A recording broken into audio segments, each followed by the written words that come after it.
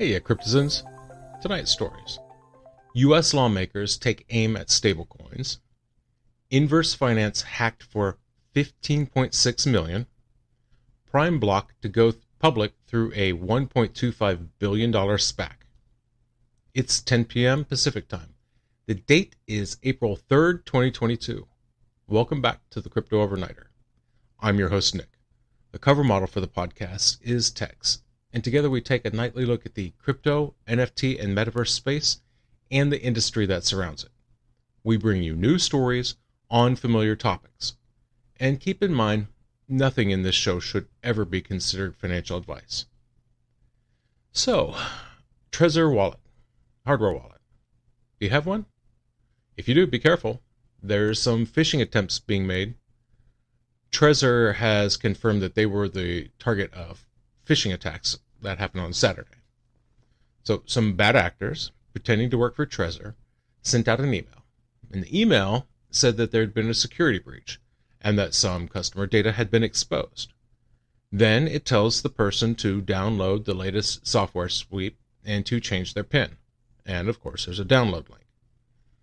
Well, that download link goes to Trezor.us, which is fine, except the official website is Trezor.io. Investigations are still going on, but for the time being, Trezor has suspended their newsletter, and they are urging people not to open any replies from noreply@Trezor.us. In their tweet, Trezor wrote that they were investigating, quote, a potential data breach of an opt-in newsletter hosted on MailChimp. Trezor has confirmed with MailChimp that the email targeted crypto companies. Kind of related, I'm thinking about doing reviews on some of these hardware wallets. Now, before we get into tonight's stories, let's take a quick look at the markets. At the time of writing, the global crypto market cap is $2.15 trillion. That's up 0.48% in 24. The top 5 cryptos by market cap are Bitcoin up 0.14%, Ethereum up 1.06%, Tether, Binance Coin up 1.4%, and USDC. The global NFT market cap is up over $10.15 billion. It's down 1.38%. The top 5 NFT collections by sales volume are CloneX, Kiwami, Azuki, Doodles, and Three Landers. Now keep in mind, some of these collections have very volatile prices, so do your own research. U.S. lawmakers take aim at stablecoins. These two lawmakers, Representative Trey Hollingsworth and Senator Bill Hagerty, they want to bring a higher level of transparency to stablecoins, specifically the reserves that back stablecoins, because they're usually pegged one-to-one with some fiat currency, like the US dollar. For every stablecoin in circulation, there is supposed to be enough in fiat reserves to back every single one. At present, there are folks who are concerned there isn't enough fiat in reserves of some stablecoins. Senator Hagerty's office put out a press release. According to that press release, this newly introduced bill would require stablecoins to be, quote, backed by government securities with maturities less than 12 months or US dollars. They'd also require stablecoin issuers to release audited reports of their reserves. They'd come from third-party auditors. It's called the Stablecoin Transparency Act, and it's something of an indicator that U.S. Congress is paying special attention. They're taking steps to hold the $180 billion industry accountable and demand transparency. Transparency being the issue, right? I mean, look at Tether. How many times have they been called out for deliberate obfuscation over their reserve status? I guess a way to appease nervous crypto holders, they did say in their release that there was no intent to give a regulatory body the power to regulate stablecoins out of existence. It doesn't allow any regulatory body to, quote, impose onerous requirements on stablecoin issuers. From Representative Hollingworth's point of view, The purpose of the bill is not to stifle technology innovation, but that the bill would give the industry a look at what a future regulatory framework might look like. Tether is the largest stablecoin by market cap. They've been caught up in criticism due to their lack of transparency, especially where the reserves are concerned. USDT is supposedly backed by liquid assets, a basket of liquid assets. That said, the company won't tell you where their commercial paper comes from because they're citing privacy reasons. And then last July, Circle had their own controversy. The company that backs USDC only held 61% of their reserves in cash or cash equivalents. That was according to a report by Grant Thornton.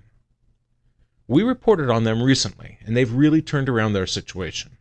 They've aggressively converted their reserves to cash in short-duration U.S. Treasuries. Like we talked about, Circle is going to be putting their $50 billion of reserves in Bank of New York Mellon. Inverse Finance hacked for $15.6 million. Here we go again. This is the third multi-million-dollar hack to hit the headlines lately.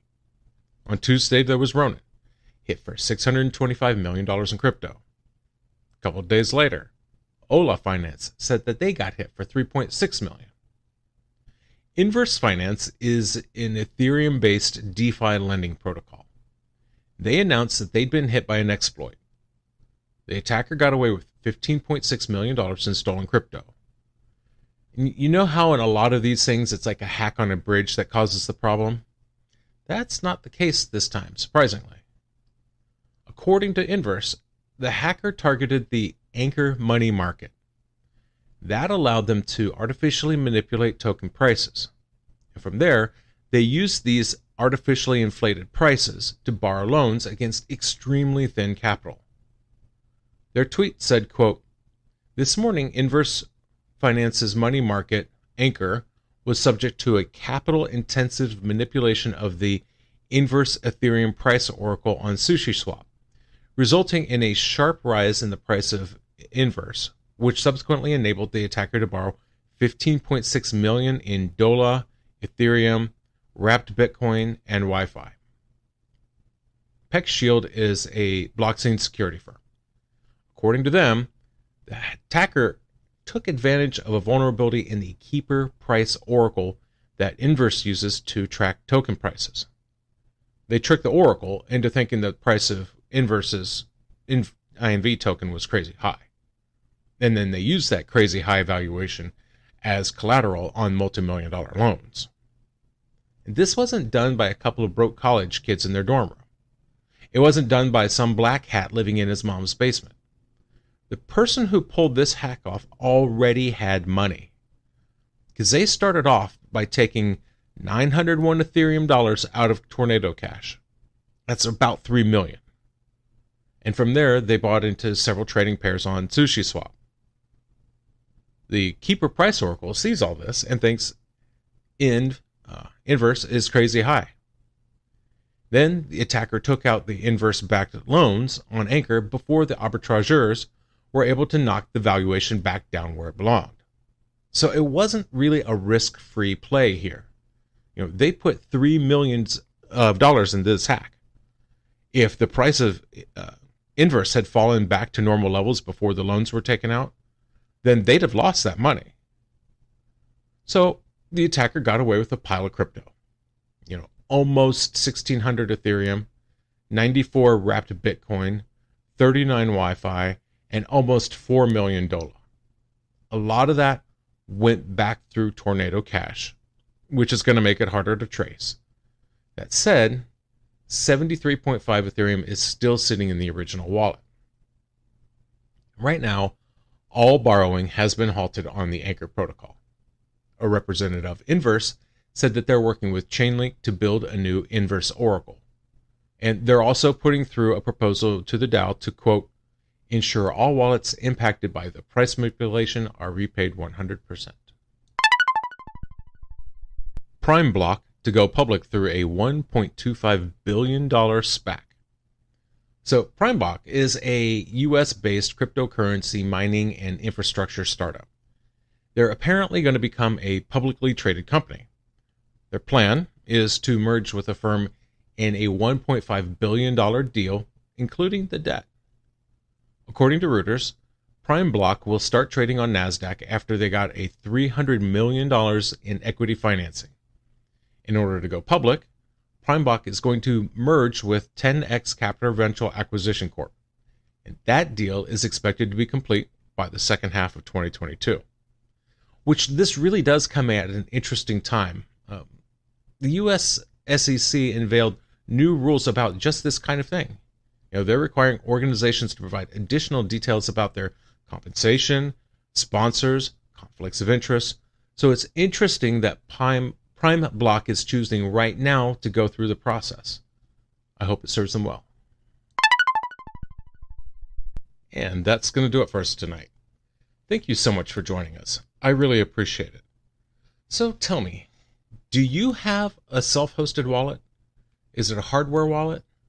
Something you purchased or maybe something you built, like out of a Raspberry Pi? Would you be interested in hearing reviews of hardware wallets? Tell me what you think. Send me an email at nick@cryptoovernighter.com. That's nick@cryptoovernighter.com. Oh, and give my other podcast, A Crypto in 5 Minutes, a listen. We're up to 39 educational podcasts, 5 minutes to explain one concept in crypto. And as always, may peace